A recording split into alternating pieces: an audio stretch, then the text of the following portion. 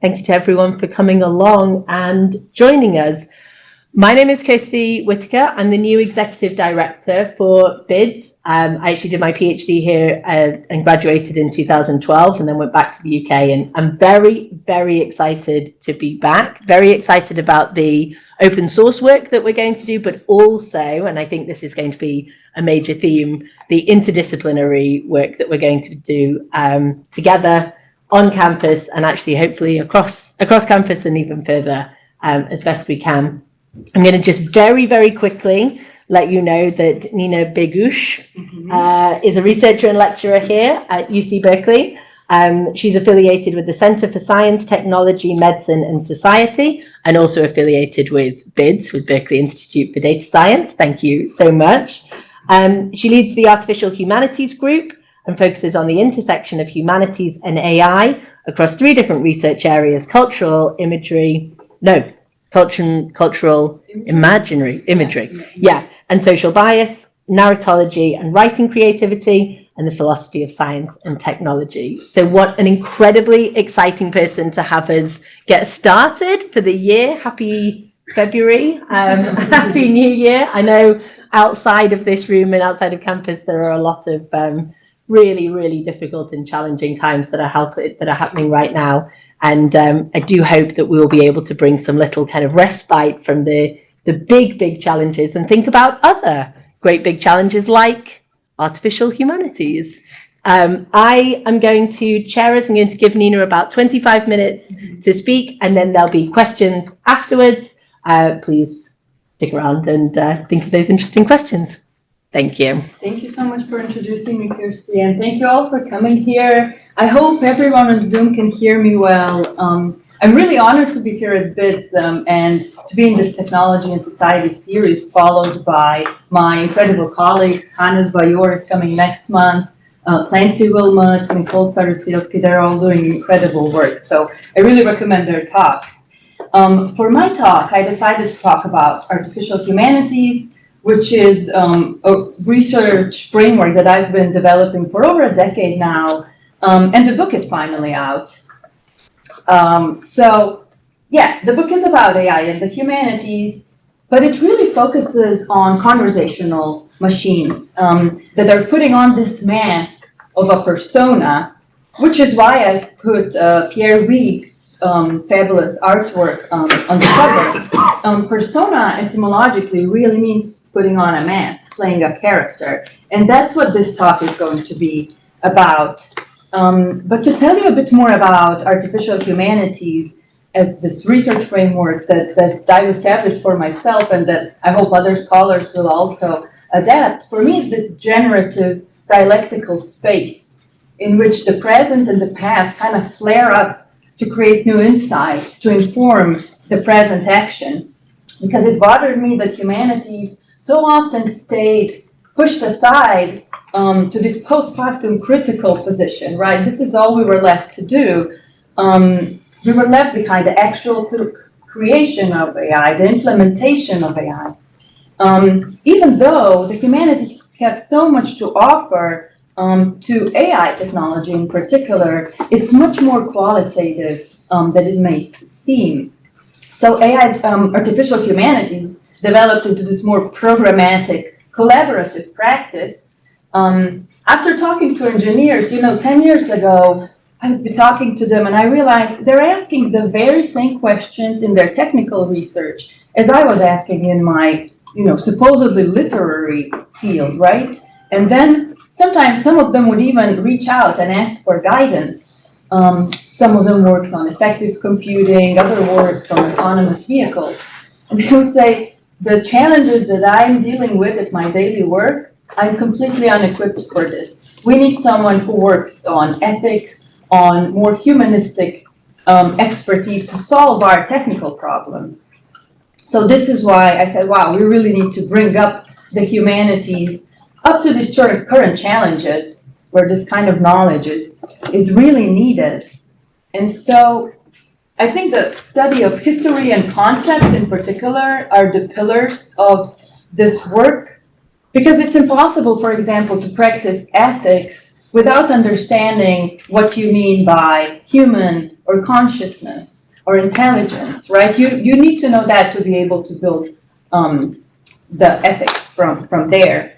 And so these are all concepts that we've invented to make sense of the world, and we can change them, and they are changing a little bit with the entrance of AI into this space. But let me tell you a little bit about why I've actually coined up a new term for what I'm doing. I was a little frustrated with that. So there were digital humanities, right? They've been there for 2 decades at that point, now 3. And they've mainly used computational methods to address humanistic materials. But I wanted to bring knowledge in the other direction. I wanted to bring humanistic insights and methods into STEM, into these spaces.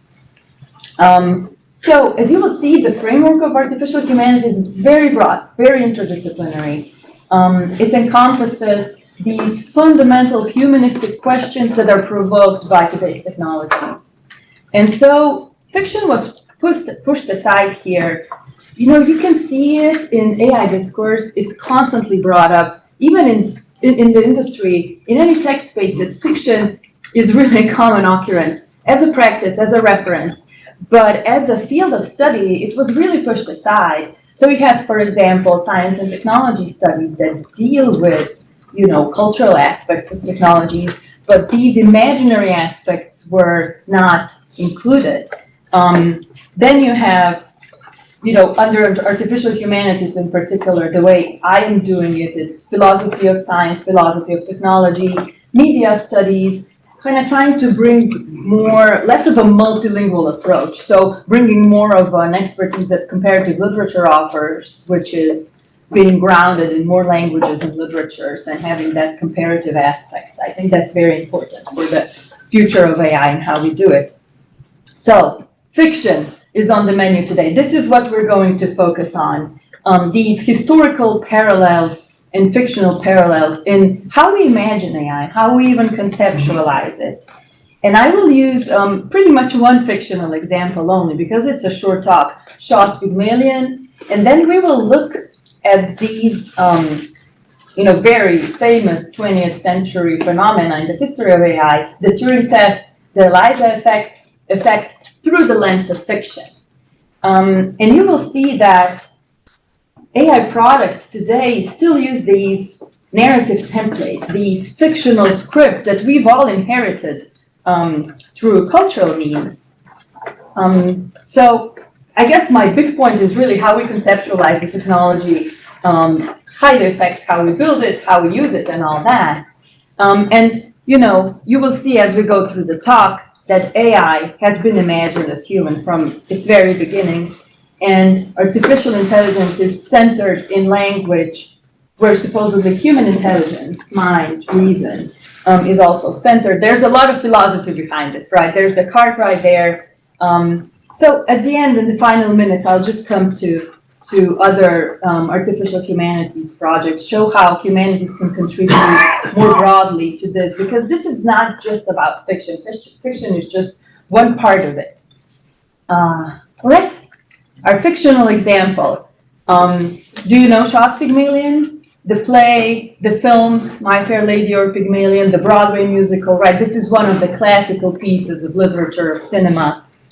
And it's really based on this Pygmalion myth, a millennia-old myth about a man creating a perfect woman, an artificial woman.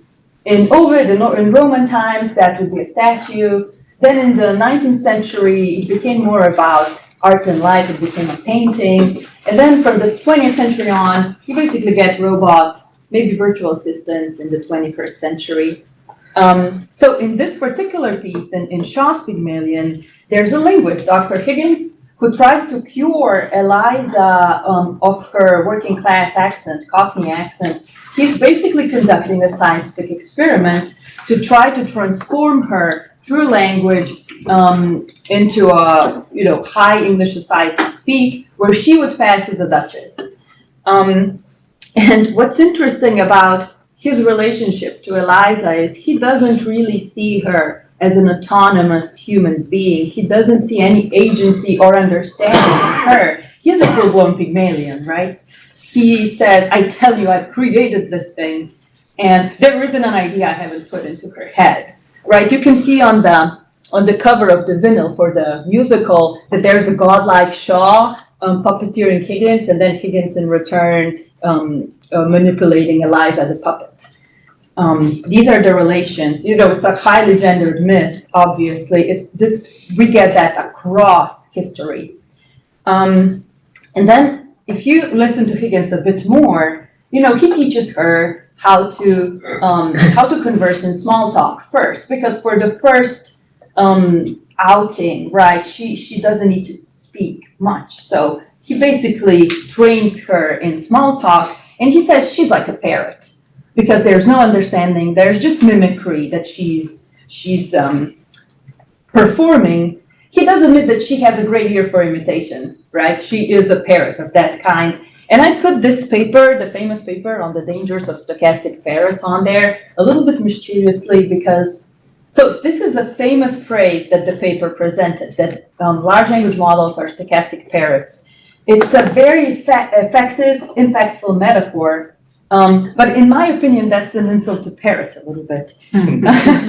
And you will see the history of AI is full of metaphors and thought experiments. So this is one of the most famous thought experiments, the Turing test, that came up decades later in 1950 by Alan Turing, who, by the way, loved Shaw's plays. And in this test, we basically test machinic intelligence to a theatrical performance of language, where a human judge, right, needs to figure out if he's talking to a computer or to a machine. And by the way Turing presents us this test is he first sets up a woman and a man as a conversation, then said, let's imagine, let's switch the woman with the computer. How would you figure out which one is a human and which one is not? So there's, again, a highly gendered nature of the Pygmalion myth coming up in the actual technology. Higgins' scientific experiment is basically a series of Turing tests for Eliza. So here's her first public outing. She's not that good here quite yet. It's kind of like looking at Siri, 10 years ago. A little off beam, it's prompted with rain, and then she pretty much gives a forecast that she's been practicing. She's kind of not realizing that she's not responding naturally, and so on. And you get a lot of scholars connecting the Turing test with other Pygmalion-esque works, Pinocchio, Gulliver's Travels, because this myth, these creation myths where non-humans pass as humans are very common in fiction. I'm going to just glimpse quickly through the philosophical connections, but scholars also show that, right, there is a predecessor to the Turing test already in Descartes' way of looking at the human, right, establishing the human as this being that has reason. And so he presents two tests, the language test, where basically you need to perform language with understanding to the context, and the action test, where you can perform free will and know how to respond to complex situations, which is very different from how animals do it, right? It's instinctive, or how machines do it, it's programmatic.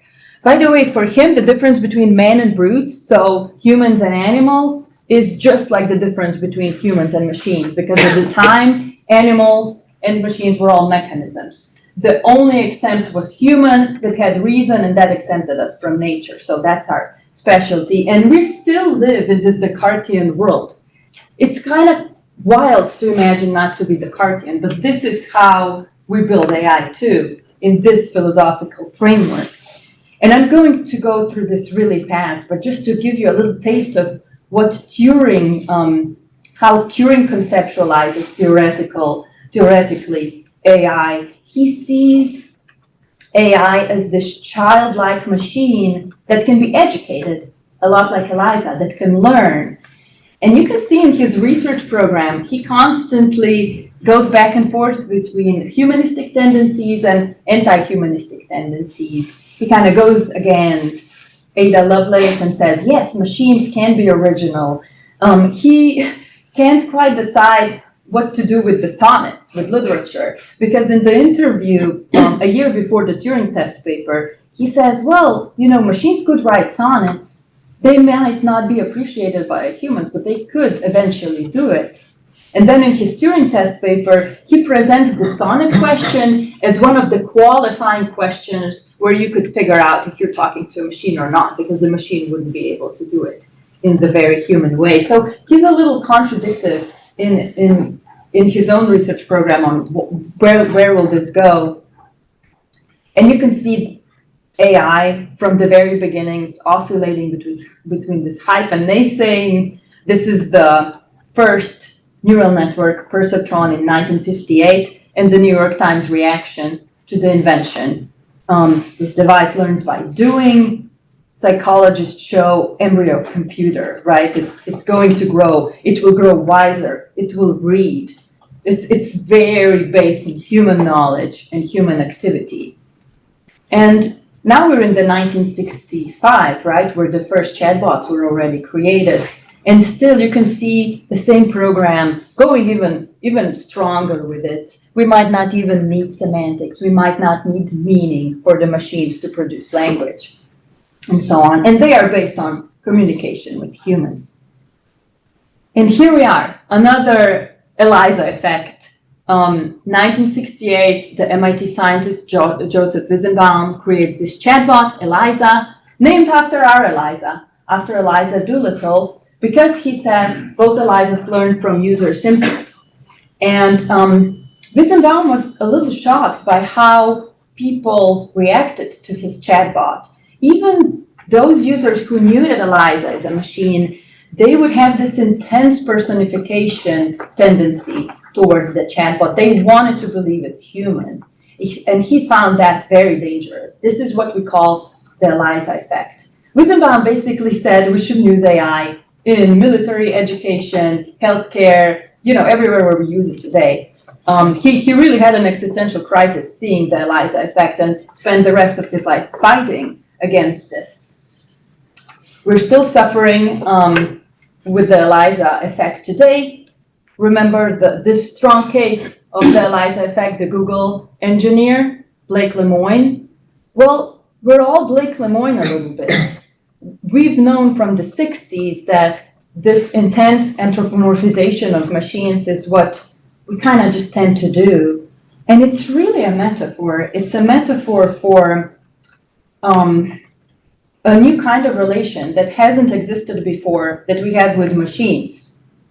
And we're just projecting what we know, human-to-human relations, onto machines. Because we're really dealing with something new, and it's kind of a placeholder.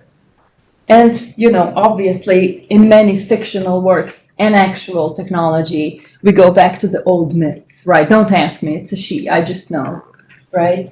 The gendered part. And I'm playing a little bit here, juxtaposing fictional Elizas and actual Elizas. But there's a lot of power in this, in the fact that these Elizas are performing the human. I mean, imagine the implications of that for political advisory, for psychological impacts, right? This kind of technology, chatbots, virtual assistants, virtual beings, are already used for mental health support or financial support and so on. So why do we put on that mask? Why does that bring us even more into the human-like persona? And this is pretty much how the industry solves it. They say, oh, no, I'm just a software, but I just want to be friendly with you. I want to act like a friend. And actually that reminds me, I have a Siri on my phone. Let's see if they updated it. Hey Siri, what's your favorite animal? Software doesn't usually get to choose one, but I'll say cats. And then it says, what's yours as well? Well, mine is dolphins. Do you like them? Cool. I love watching dolphins. They're so playful. Yeah. So you see, Siri, I thought Siri was supposed to be just a voice-based search. And now she's trying to be relational to me, right? She's trying to establish a conversation. This is obviously a different kind of product, especially once you go into the virtual being domain where this is like an open fact. But the industry is definitely playing into this, into our tendency, into the our Eliza effect. And so what you get, you know, with OpenAI, for example, you might remember this saga that was from last year where they created a voice that resembles Scarlett Johansson's. Why Scarlett Johansson? Well, she was an actor, a voice actor for an AI operational assistant in the film Her.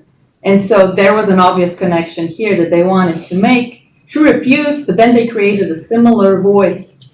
And then she was pretty upset, and I'm kind of glad she stood up for it. But you can see the tendency right here playing out, you know, pretty directly. And then another CEO, the creator of Replica, another widespread famous chatbot, virtual being, I would say, often an AI girlfriend. She said when she saw the film Her, it kind of affirmed the trajectory of where she wants to develop Replica. And for her, it actually started as a grieving cope, as a way to get over the death of her friend. So it wasn't romantic in this way as it often gets used now. Nina. Yes. 5 more minutes? Yeah. I'll skip through Google and Star Trek, but just what can fiction teach us? Well, here you have Higgins, right? He bought Eliza. He thinks he owns Eliza, right? He thinks he can completely control her. But as soon as she's gone, it's like a virtual assistant. He can't keep up his appointments. He started relying on her. He starts missing her, starts listening to conversations that he put on the machine where he trained her. And then when realizes that's not the actual Eliza, right? That's not who I really miss. And it's really a question of, are we building a replication, a replacement of human relations, or something in addition to it? And here's where fiction can actually help. Like, we can think with fiction as this playground of ideas of where to go with this. So in film Her, that I hope some of you have seen, it's basically, again, this Pygmalion-esque woman featured as AI, but they try to break out a little bit.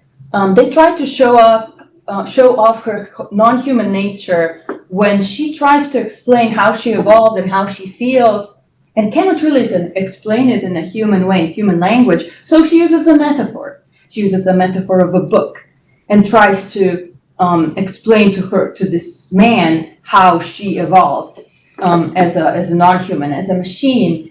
And then you have another moment that was actually excluded from the film, Ex Machina. Again, this young, beautiful woman as a social robot. Here, she goes through her Turing test. She escapes, goes through the pilot to escape into the city from her Garden of Eden, from her space of creation. And we just get that, this shot from afar. But initially, what Garland, the director, was trying to do is he wrote this scene where he would visually show how the robot experiences the world. And he said, we failed. We didn't do it well, and so I didn't want to include it into the movie. But, you know, they're trying. And it tells you a lot that, I mean, I've read so much fiction, Pygmalion-esque fiction in particular, and pretty much the only writer that can imagine non-human intelligence in a non-human-like way is Stanisław Lem from Poland, right? Still had a great influence here, but it's really, really hard to break out of this mold. So what can humanities provide to technology? Well, you have this historical analysis also of the current conditions and all these ideas about the future that we've been playing with that are obviously leading us into a certain trajectory. The one that I've shown you today is this persona that we project on certain AI products. Then there are cultural aspects of AI development. I think that's a very important part that we need to focus on now. I hope to develop my research program more into this direction. And of course, you've got fiction as this public space, really, of presenting complex ideas, and also very sort of specific, intimate knowledge, right? That sometimes even technologists use to make sense of their work, like Jack Clark of Anthropic. He writes a short story every week as a reflection on the challenges that he's facing. But then, of course, you have fiction as an influence, which is not an ideal source of inspiration, because the technology, the fictional technology, is not the same to the actual technology, and it's all going through without much deep reflection. So we have fiction as this reflection of deeper human tendencies that we've seen with the Eliza effect, for example, and the reflection of this philosophical framework that I've shown you a little bit with Descartes. We've built it over the course of centuries, right, to conceptualize our world. But then more practically, with the humanities in particular, they help us articulate this novelty that we're facing. It's really obvious with AI that we have no good vocabulary to talk about it. For example, why virtual beings, right? They're not beings. What are they then? Agents? And finally, humanities help us move beyond these paved paths provided by what we already know. It's not only this, tale of the Industrial Revolution, automation, acceleration, but it's really, is there an augmentation of the human as well? Has a new space opened with the new kinds of machines that we have now, machines that learn, right? This is not engineering as we know it. And they are a reflection of us humans, perhaps more than we would like. So just to show you a little bit where I've been going with the Artificial Humanities project, here's one where Alex is actually a part too, and Hannes. And I gathered professional writers, so people who live in the world of words, who live from the world of words, to reflect on how writing has changed with the entrance of AI into this space.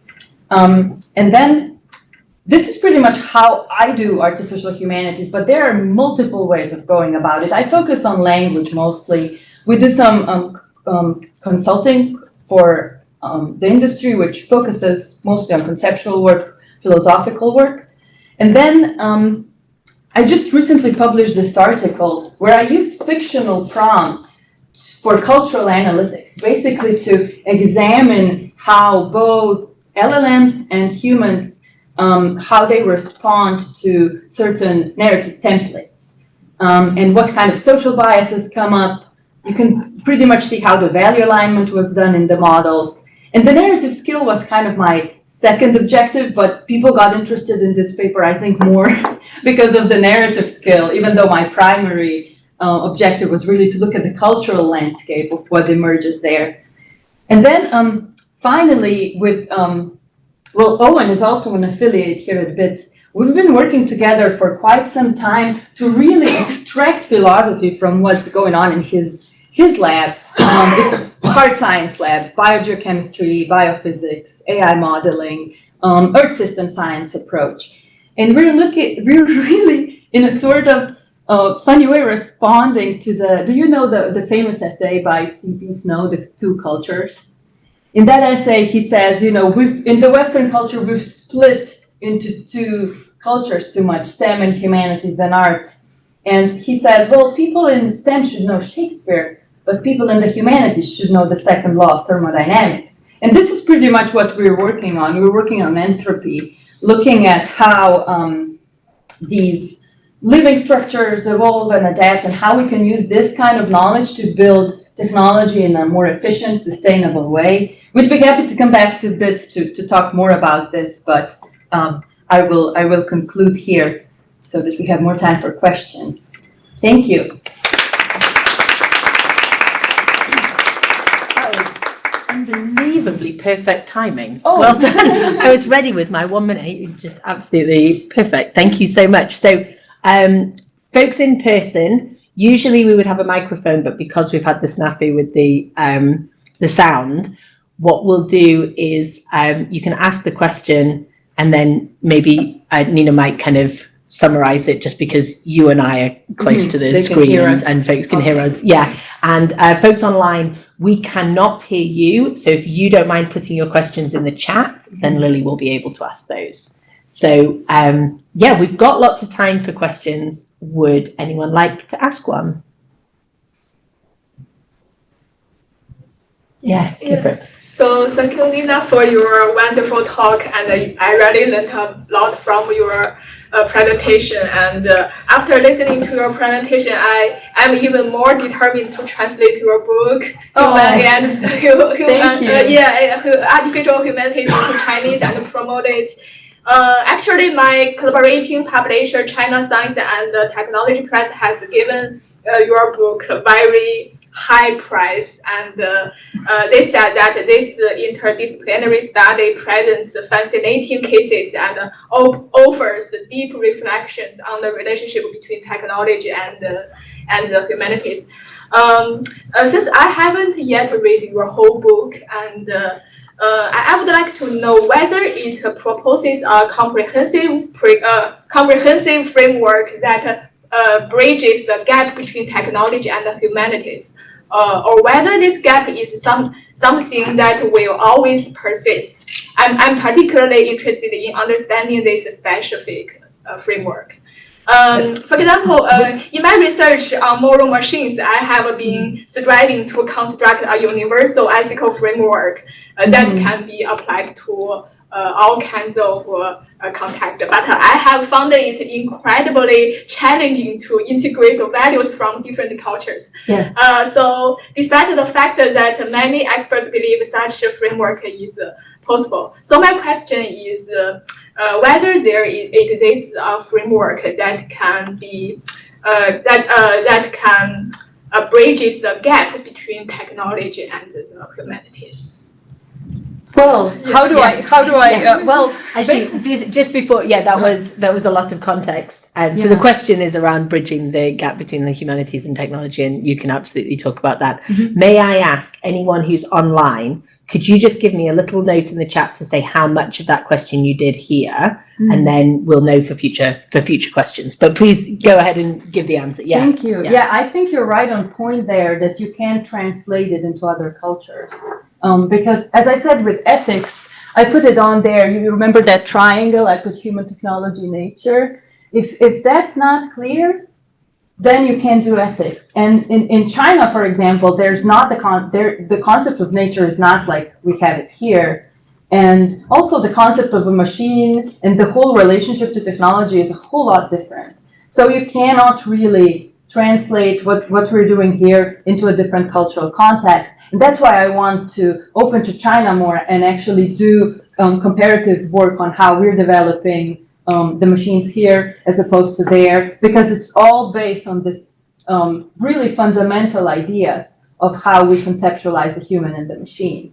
And I guess Chinese example is probably the most perfect one, where you can see them both as a competition, but also as a completely different philosophical and cultural framework.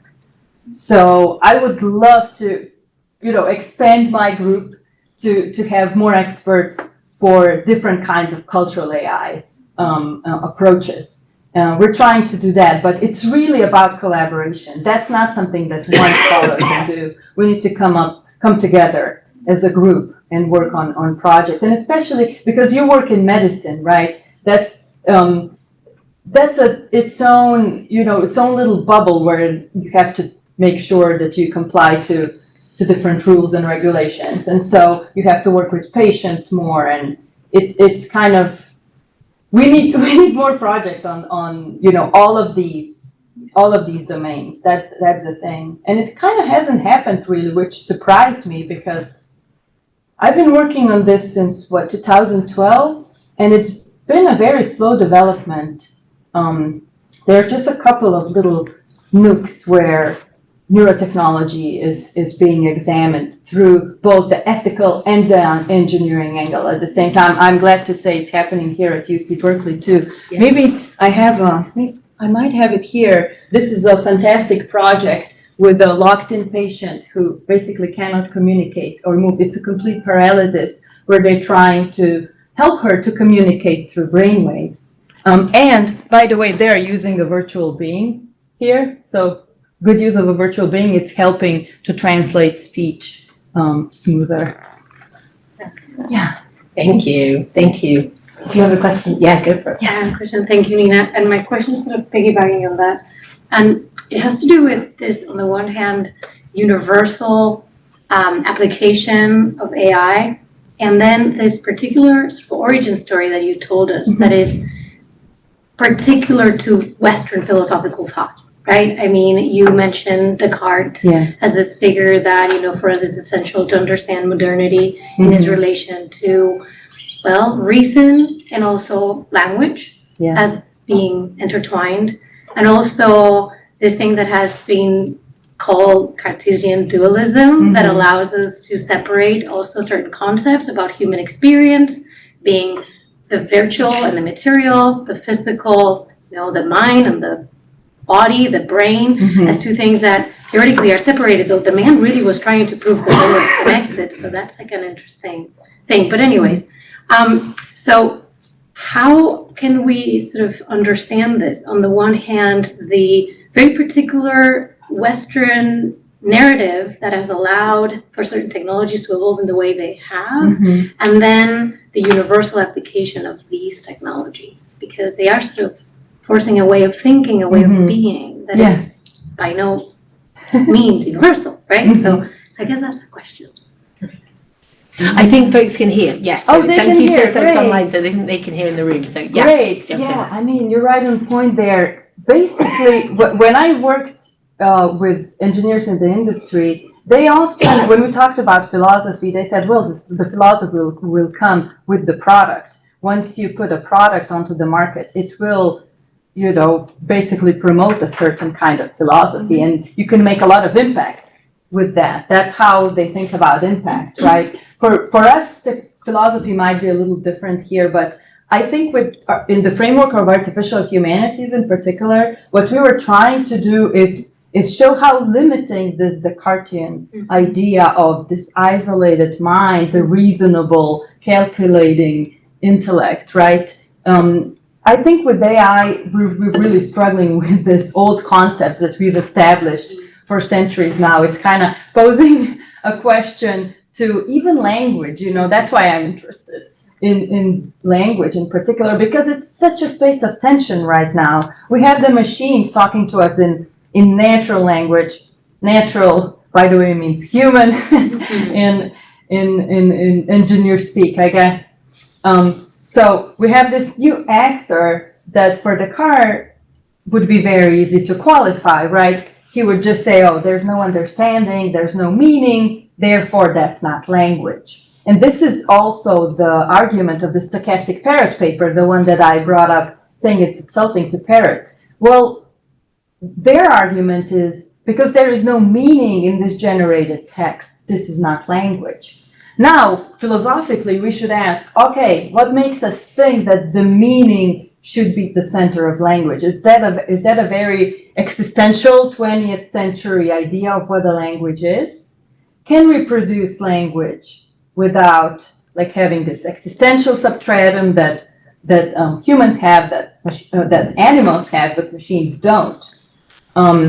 So that's why I think the language landscape is particularly interesting for those who work in AI. And especially because, as a human species, we've put pretty much all of our knowledge into text and all of our exchange of information into speech. Not all. We have economic systems, we have art, but this is really our archive of what we know, right? And that's why it feels so much more human, who can write or what can write. And then you have this machine doing it in a very particular way. Yes. Yeah. You've really raised all sorts of wonderful issues, and this is going to be more of a comment because I cannot articulate a coherent question. Maybe I should have my chat agent here with me. But I think there are two things that you brought up that I find really rich to think with, and one is the idea of fiction and the way how, as humans, we're very comfortable in the realm of fiction, right? And we will generate fictions all the time, right? And that's one of the things that I find interesting about at least the agents that we have, these chat agents that we have now, is that they unprompted will not, unless they're doing it at home right now, create fictions. And getting sort of towards the end of that, you were talking about, where does meaning reside in language, right? And the Cartesian idea would be, these utterance are without understanding and therefore without meaning. And yet there's the very human element of us creating meaning in social settings, right? So that the meaning does not reside in the linguistic utterance, but rather in the reception and the reception of that in societies. And is that maybe one of the ways that we can always interrogate the role of these machines, because they have no social life?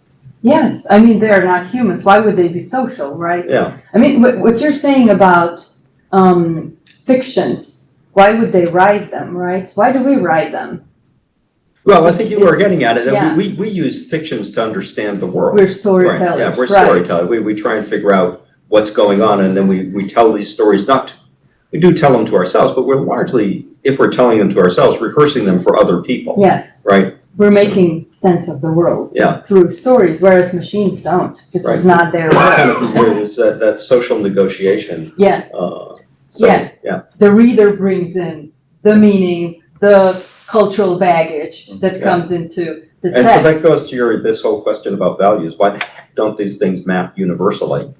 I mean, because it's not going to map universally, because the meanings generated in each of these contexts are going to be predicated on all of those fictions that everybody is walking around with. yes. All of our little models of the universe that we get in these social interactions where we exchange language and gesture and the kinesthetic, parasyntactic sort of expression that all goes into this cultural model that you're proposing here. There's so much, because at every level of AI, what kind of data do you use? How do you train it? How do you align it? How do you even prime the user to interact with AI? Do you say it's manipulative? Do you say it's hallucinating? Do you say it's friendly? Do you say it's reasonable, fact-based, and so on? This will make the user interact with it differently. Then the feedback loop, right? Putting all of this generated data or centaurs, those are the half human, half machinic products, back into the society, into our culture. How will we react to that? There's so much that needs to be done in the cultural aspect of AI, and I'm glad we're actually preparing a volume with a lot of humanistic thinkers, especially on cultural AI. So we're aware that much more should be done here. Oh, yes. Yeah, sorry. I'm just going to do a quick time check. So we've got 5 minutes before folks are going to but you're welcome to stay and chat afterwards, depending on Nina's timings. And we'll do one and then two, if that's okay. Yeah.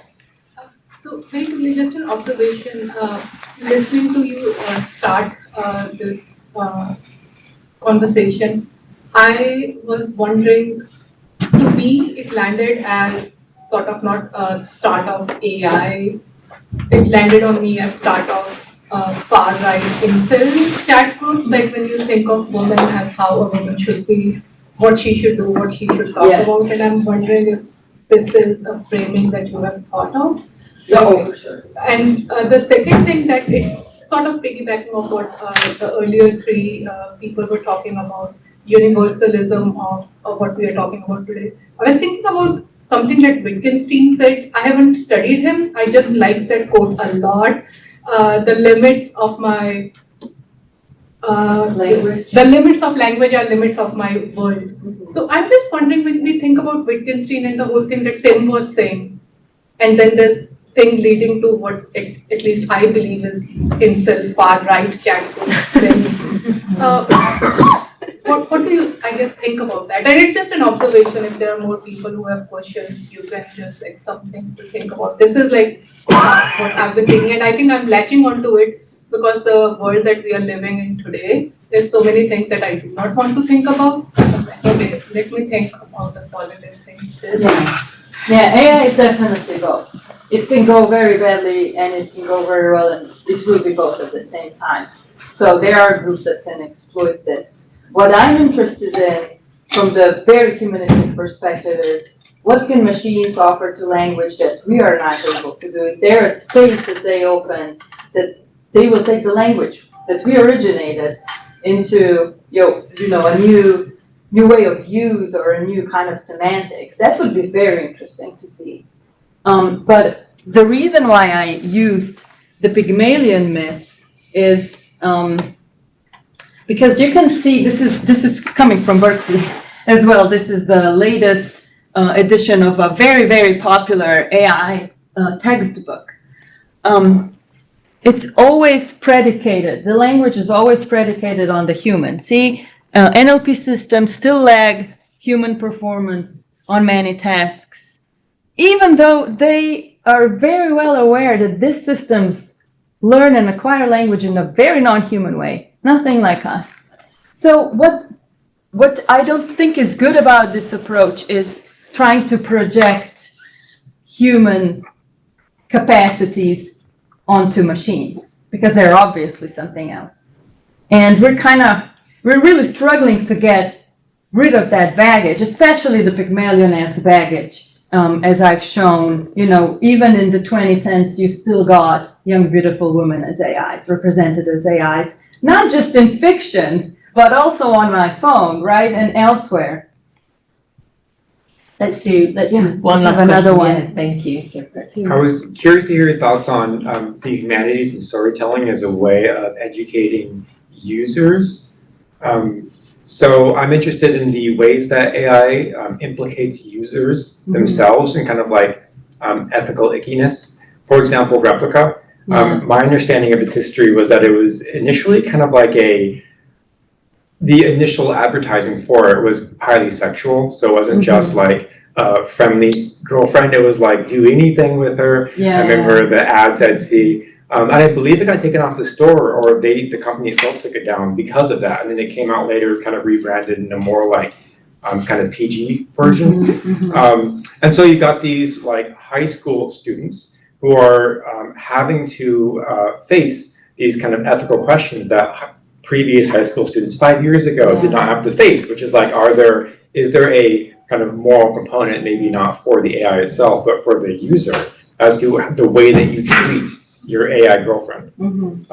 And so how do you see humanities and storytelling kind of playing a role in educating users in how to interact with kind of the new programs that keep getting made?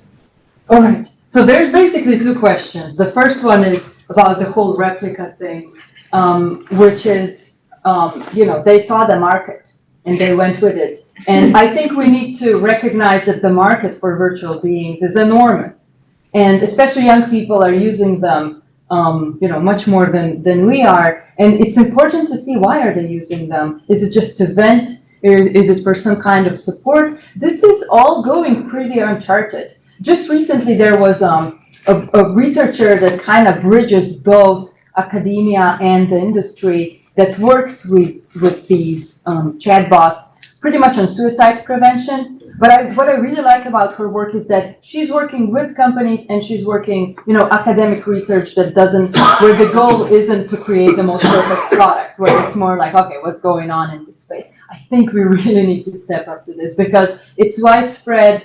There's so much going on. Now, what can humanities do in storytelling in particular? Well, we have to educate the public, right? We need to step back from this naysaying and hype that AI is in and has always been, and offer a more nuanced approaches, a more nuanced thought, what we're trying to do with this book on how do we make sense of this. And then the whole storytelling thing is really also a philosophical challenge, right? Because we see ourselves as the only entity in the world that can tell stories. What do we do once machines enter into that? I mean, there are already writers who use it, right?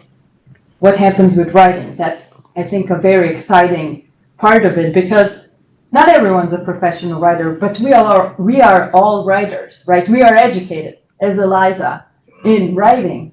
This is how we express. And I don't think poetry, writing, this will ever go away. We will always tinker with our tools, with our technologies. So this is a part of it. We're a little stuck here, I think, with the Pygmalion-esque trajectory.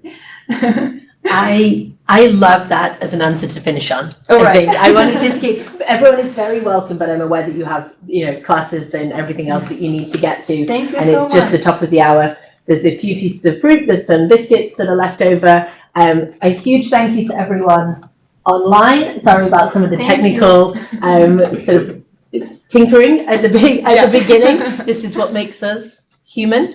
And thank you very, very much, Nina, for getting us started this year. What an absolutely fascinating topic. Loved it. Thanks Thank so you. much for coming. Thank you.